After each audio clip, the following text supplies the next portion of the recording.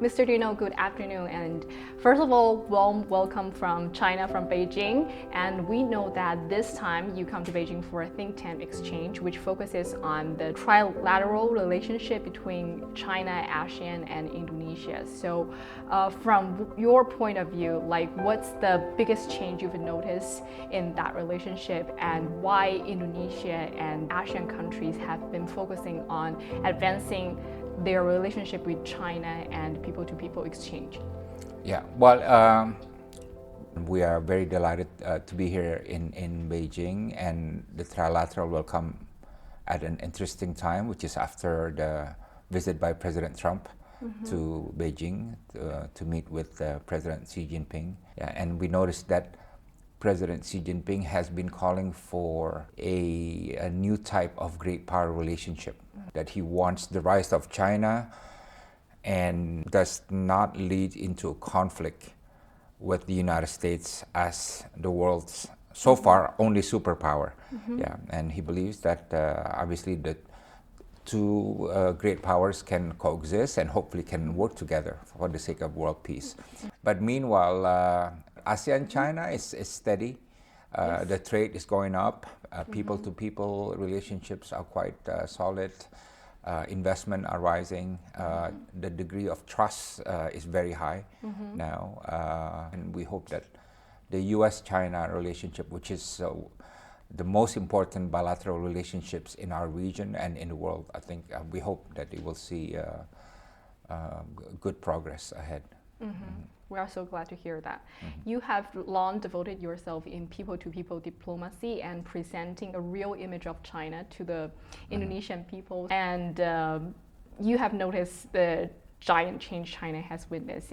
But have you noticed if there's any change in the public's perception of Indonesian to China, and especially among young people like Gen Z, like I? Yes. In the past, there was little knowledge about China. And in fact, the knowledge was based on what China was. You know, a poor China with a lot of bicycles, a close China. You know, that was the image of China of the past. Yeah, I think it has changed a lot because first, Chinese products are everywhere in Indonesia, right?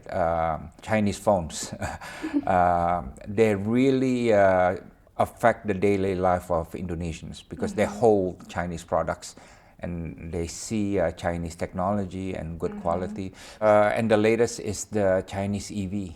I mean, I have two BYDs at home, right? And they cost a lot less than Tesla, and they are very good quality. And now you see BYDs everywhere in Indonesia. You see Wuling everywhere, and you know, I think there are more and more Chinese EVs. I don't know what the brand. I know you have so many brands, right? But it's Indonesians are exposed to a lot of Chinese products of good quality. So China is seen as a source of not just investment, but source of economic activities that benefit the people. So that's very important because a lot of times when they see relationship with other countries, the people don't feel it. Right? But this is the but time. Now they're feeling it. They're feeling it. Yeah. They're riding it. They're using it. They're eating it, and so on. Yeah. Yes. So people and people exchange is the foundation of all bilateral cooperations. Yeah. And in the next 5 years, what are your practical suggestions for China and ASEAN countries, and especially China and Indonesia, to deepen their mutual trust, bridge cognitive gaps, and to build a set of inclusive and stable Asia-Pacific order?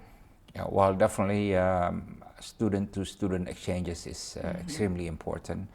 Because the students are the most open-minded and the most energetic. They will be in leadership role, you know, the next 10, 20 years from now. So that's one. Second is the business communities, the ones who actually buy each other's products and invest in each other's economy. And we have a very large number of entrepreneurs in Indonesia engaging with China. So that's a very important component. And then, of course, the political leaders, the ones in parliament, the ones in government, and so on, they must have a mutual understanding and based on mutual respect. Yeah, so what experience do you have? What suggestions would you give Western countries for them to better cooperate with China? Judge less. Sometimes they are too judgmental. They judge China and judging China from the perspective of the past. So I think that's what they need to do. Have dialogue on the basis of mutual respect. Don't be judgmental, and seek opportunities for cooperation. There's always opportunity for cooperation, and don't be afraid to learn from China.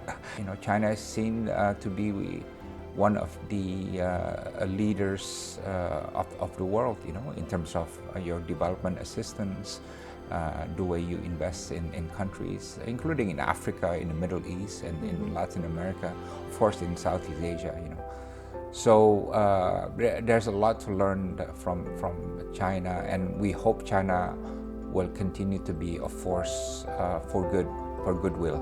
So the role of China will be very important to make sure the world is going in the right direction.